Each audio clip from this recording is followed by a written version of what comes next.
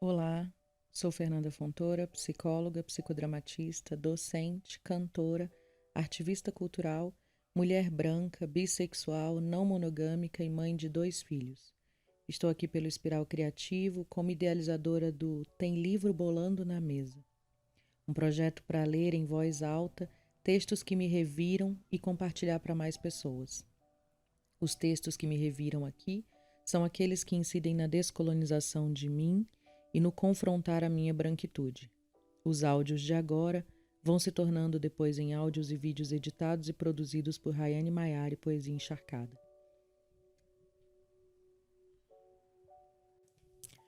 Grada Quilomba, Memórias da Plantação, Episódios de Racismo Cotidiano, Editora Cobogó. Capítulo 2, Parte 3. Quem pode falar? Falando do centro, descolonizando o conhecimento. A margem e o centro.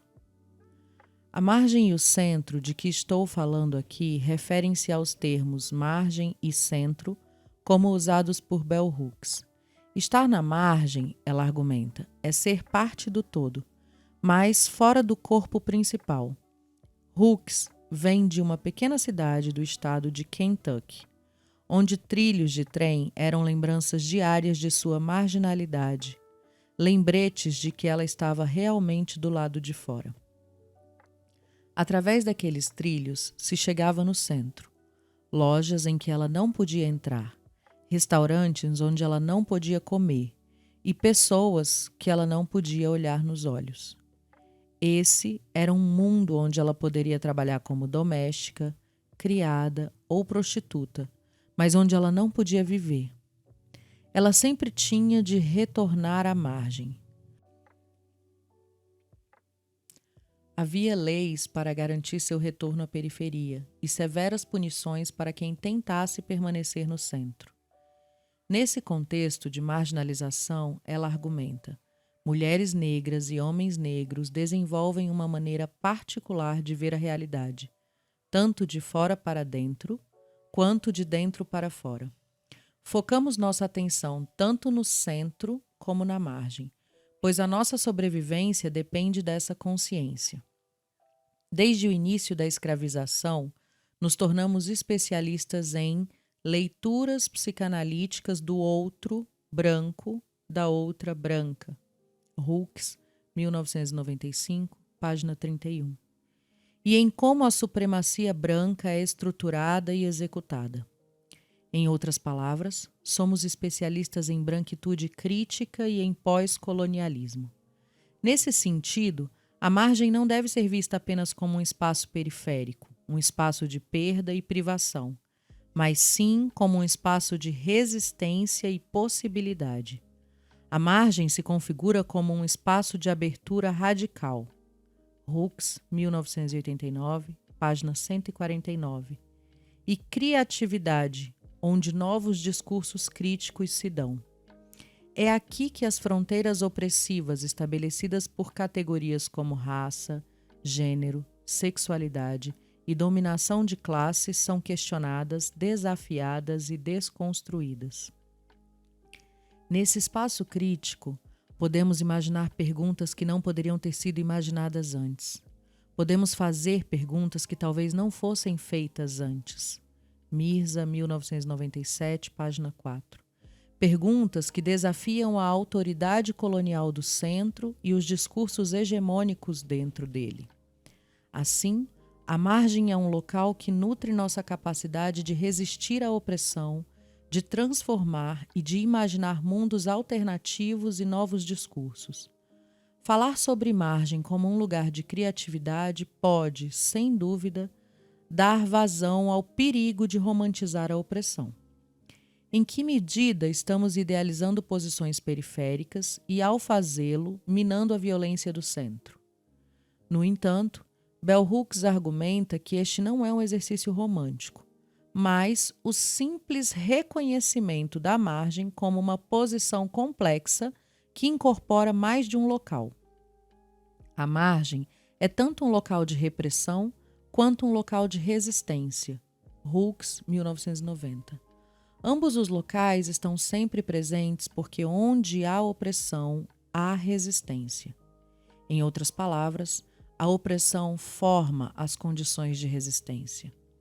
Um profundo niilismo e a destruição nos invadiriam se considerássemos a margem apenas uma marca de ruína ou de ausência de fala, em vez de um lugar de possibilidade.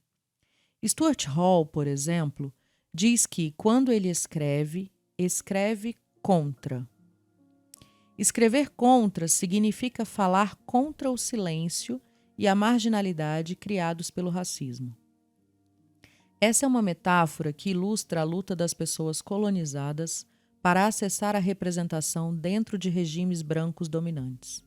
Escreve-se contra no sentido de se opor. Bell Hooks, entretanto, argumenta que se opor ou ser contra não é suficiente.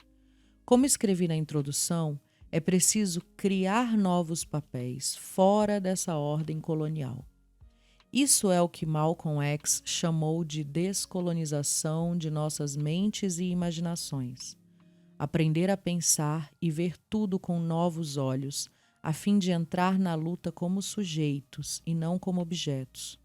Citado por Hooks, 1994, página 7. Esse processo de inventar de novo, argumenta Bell Hooks, emerge quando o indivíduo entende como estruturas de dominação trabalham na sua própria vida, à medida que são desenvolvidos pensamento e consciência crítica, à medida que se inventam hábitos novos e alternativos de ser e à medida que se resiste a partir desse espaço marginal de diferença definido internamente. Hooks, 1990, página 15.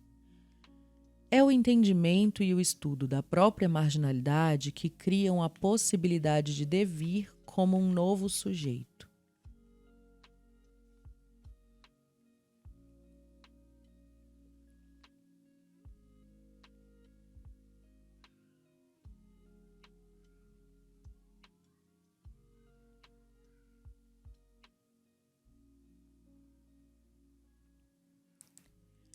Capítulo 3. Dizendo o indizível, definindo o racismo. O racismo não falado. O racismo é uma realidade violenta. Por séculos, ele tem sido fundamental para o fazer político da Europa, começando com os projetos europeus de escravização, colonização e para a atual Fortaleza Europa. No entanto, o racismo é muitas vezes visto como um fenômeno periférico, marginal aos padrões essenciais de desenvolvimento da vida social e política e, de alguma forma, localizado na superfície de outras coisas. Gilroy, 1992, página 52. Como uma camada de tinta que pode ser removida facilmente. Essa imagem da camada de tinta ilustra a fantasia predominante de que o racismo é algo nas estruturas das relações sociais, mas não um determinante dessas relações. De modo tendencioso, o racismo é visto apenas como uma coisa externa, uma coisa do passado, algo localizado nas margens e não no centro da política europeia. Por muitos anos, o racismo nem foi visto, nem refletido como um problema teórico e prático significante nos discursos acadêmicos, resultando em um déficit teórico muito sério. Weib, 1998. Por um lado, esse déficit enfatiza a pouca importância que tem sido dada ao fenômeno do racismo e, por outro lado, revela o desrespeito em relação àqueles que experienciam o racismo. A maioria dos estudos sobre racismo tem usado o que Filomena Essed chama de macroperspectiva, 1991. Preocupando-se com as estruturas sociais e políticas do racismo ou, tendencialmente, com a agressora ou agressor, como é o caso da maioria das pesquisas sobre racismo realizadas na Alemanha. Agressoras, agressores racistas e membros de partidos de direita, escreve Paul Meschel, 1998. Devem estar bastante satisfeitos com a extrema atenção que tanto a mídia quanto a academia lhes dão. Produz-se uma série de livros e desenvolvem-se treinamentos psicológicos, além de oficinas, discussões e seminários, para compreender as agressoras, os agressores.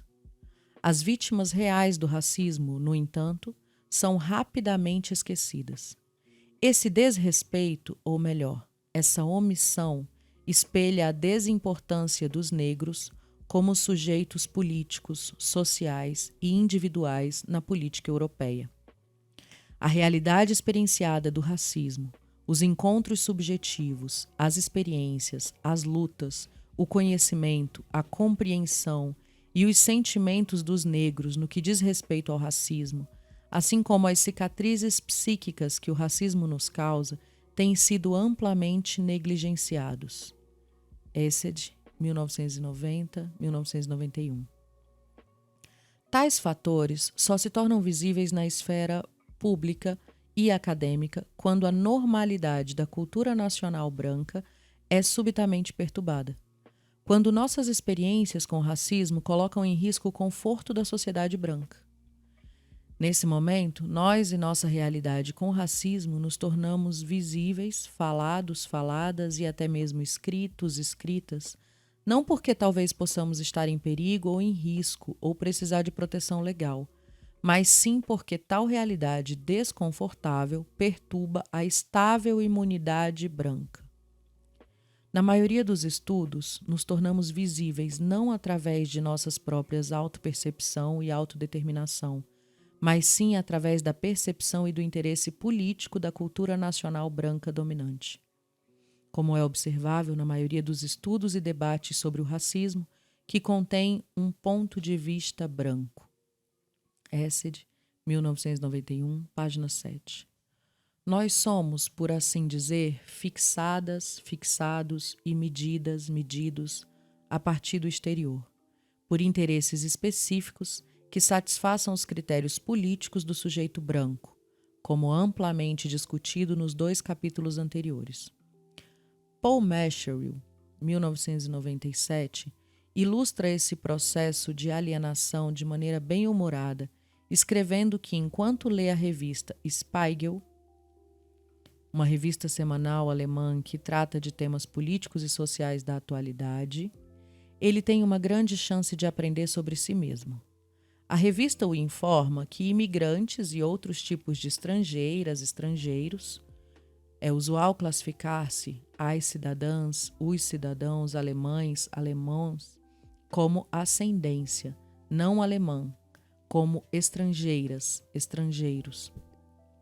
A revista o informa que imigrantes e outros tipos de estrangeiras, estrangeiros, são um grupo marginal na Alemanha, que opera como uma bomba relógio coletiva para a nação. Esta terminologia reflete o ponto de vista e os interesses políticos do grupo dominante em relação aos chamados outras, outros, alemães, mas não o ponto de vista dos próprios outras, outros alemães. A metáfora da bomba relógio denota a catástrofe emergente que os imigrantes, parecem representar à nação. É essa calamidade imediata e a tragédia que cada imigrante ou andere Deutsche incorpora nesse imaginário que nos coloca no centro da revista, na capa, foto incluída. Nós nos tornamos visíveis através do olhar e do vocabulário do sujeito branco que nos descreve. Não são nossas palavras, nem nossas vozes subjetivas impressas nas páginas da revista, mas sim o que representamos fantasmagoricamente para a nação branca e seus verdadeiros nacionais. Ao contrário desse quadro, estou preocupada neste livro com as experiências subjetivas de mulheres negras com o racismo.